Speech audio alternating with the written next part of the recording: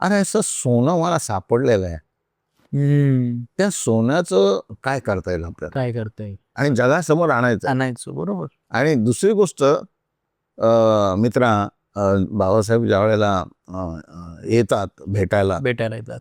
पण परमेश्वर लोक म्हणाले ते आलेच नाही. चोपडे गुरुजी तर नव्हते. चोपडे गुरुंचा दुसरा एक नातू होता. त्यांच्या ज्या पत्नी होत्या त्या म्हणाल्या की ही खरी गोष्ट आहे.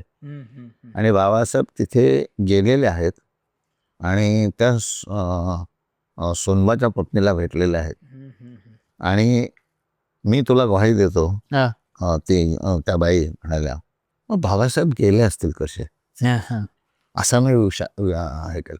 मग त्यांनी काय केलं, जे रावबहादूर भातरकर होते त्यांच्या घराण्यातल्या सगळ्या लोकांना बोलवलं वगैरे, या मुंबई लगेच या. आणि कालच घटना घडून गेली होती. आणि बाबासाहेब त्यावेळेला अनायासे मुंबईत होते आणि ते सगळे ट्रूपच्या ट्रूप निघाले पनवेलला. आणि तिथे सगळे लोक रडत होते, खापरं पडलेले होते, सोनबाचे कपडे, मुंडासा. सोनबाच्या पत्नीला कुणकुण लागले की बाबासाहेब मला भेटायला येतात. पण ती फार उत्पतलेली असते. कारण ती म्हणाली की माझा खरा बाप असताना तर लगेच पळत पळत आला असता. हा रयतेचा बाप आहे, मला काय हे देणार आहे म्हणाले. नाही म्हणाला असं बोलू नको. पनवेलच्या सगळ्या लोकांनी तिच्या पाया पडले. मग बाबासाहेब वस्तीवर येतात आणि बाबासाहेब चौकशी करतात, अरे सोनबाची पत्नी कुठे आहे. म्हणाल चक्को तिथे बसले. म्हणाले ते तुम्ही माझे बाबा असता, रक्ताचं बाबा, पळत आला असता.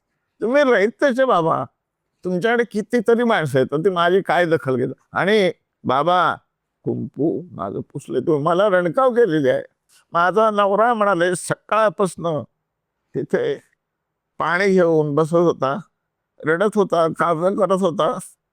माझ्या मुलाकडे लक्ष दिलं नाही, माझ्याकडे लक्ष. आम्ही उपाशी पोटी 7 वर्ष कसे बसलो असेल, कल्पना करा. बाबासाहेब पण बोल चालेल.